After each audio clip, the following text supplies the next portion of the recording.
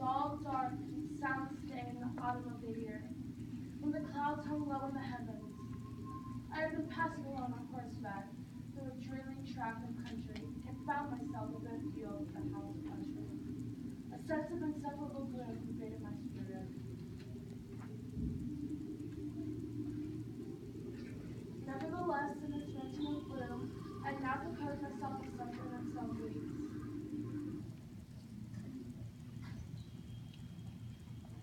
Roderick Usher had been one of my favorite companions, but many years had elapsed since our last meeting.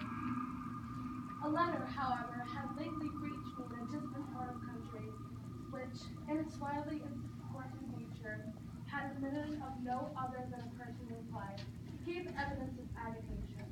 The writer spoke of an illness, a mental disorder, and an earnest desire to see me, as his only personal friend, with a view of attempting some alleviation of its malady. I felt I breathed in an atmosphere of sorrow. Upon my entrance, Usher rose from the sofa on which he had been lying at full length, and greeted me with a delicious warmth which had much in it. I, at first, thought of an overdone cordiality. A glance, however, at his countenance convinced me of its perfect sincerity. We sat down, and for some moments while he spoke, I gazed upon him, as half feeling pity, half of awe.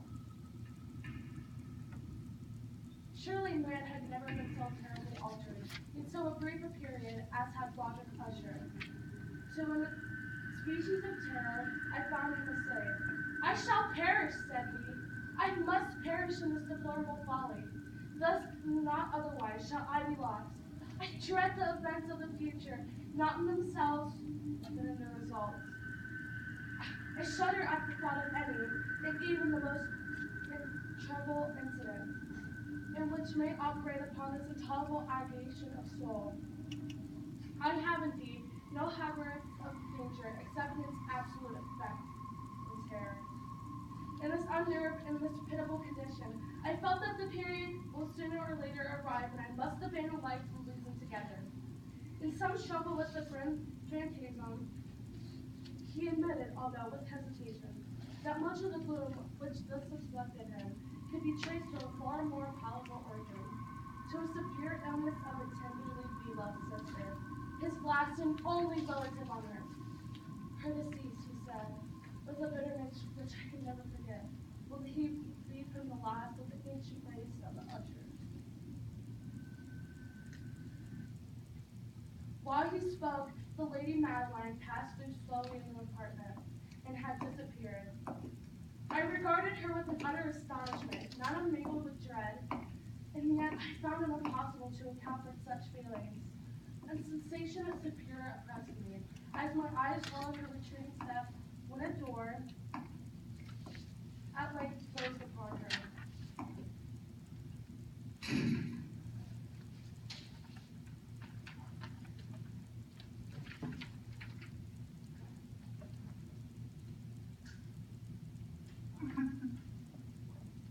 My glance sought instinctively and eagerly the countenance of the brother, but he had buried his face in his hands. I could only perceive that a far more than the ordinary had overspread the emaciated fingers through which trickled many passionate tears.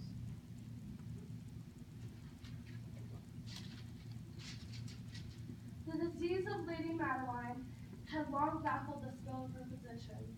A gradual wasting of a person, infrequent transfusion, affections of a partially pathological character were the diagnosis. I learned that a glimpse I had obtained would be thus probably the last that the lady, at least while living, would be seen by no more. For several days ensuing, her name would be unmentioned by either the usher or myself, and during this period I was busy to alleviate the melancholy of my friend.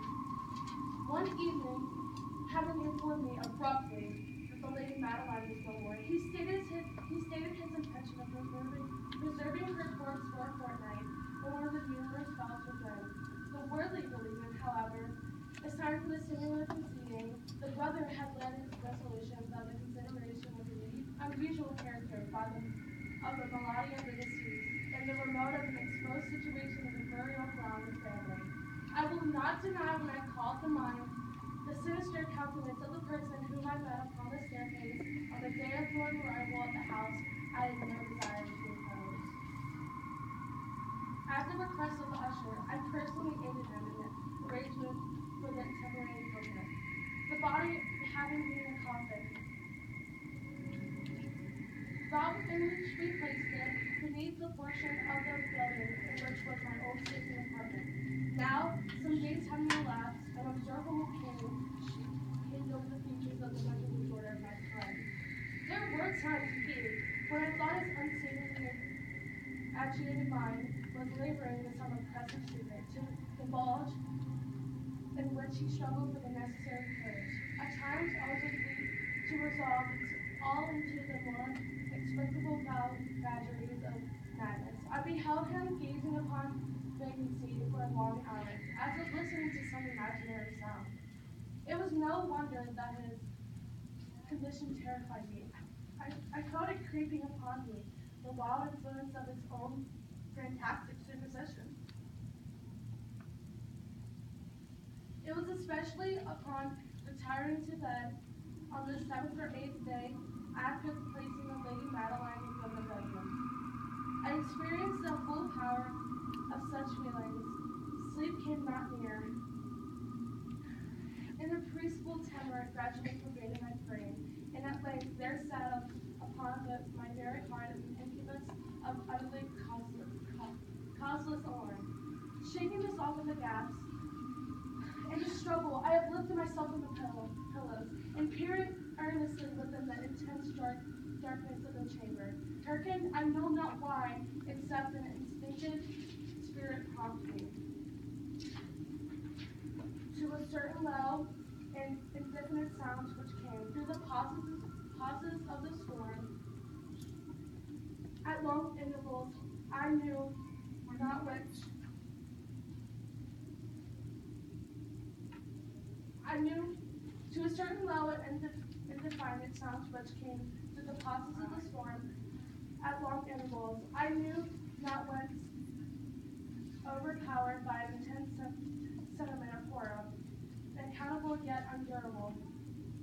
I threw on my clothes with the haste, for that I felt I should sleep no more during the night, and endeavored to arouse myself from the pitiable condition in which I had fallen by pacing rapidly through the apartment. I had taken but a few turns in this manner when a light step on the adjoining staircase arrested my attention. I presently recognized it as the usher. In an instant afterward he rapped with a gentle touch at my door and entered, bearing a lamp. His air appalled me, but anything was preferable to the solitude which I had so long endured, and I even welcomed his presence as a relief. And you have not seen it? He said abruptly. You have not then seen it? But stay, you shall! Thus speaking, he hurried to one of the casements and threw it openly to the storm. The impetuous flurry of the entering gust nearly lifted us from our feet. It was indeed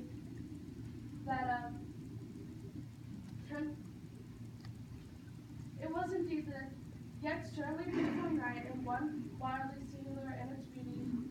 There was frequent and violent alterations in the direction of the wind, but there was no flashing forth of the lightning, but the under surfaces of which the huge masses of agitated vapor, as well as all terrestrial objects immediately around us, were glowing in the unnatural light of a fairly luminous, distinctly viable, ancient retaliation which hung out surely in the mansion.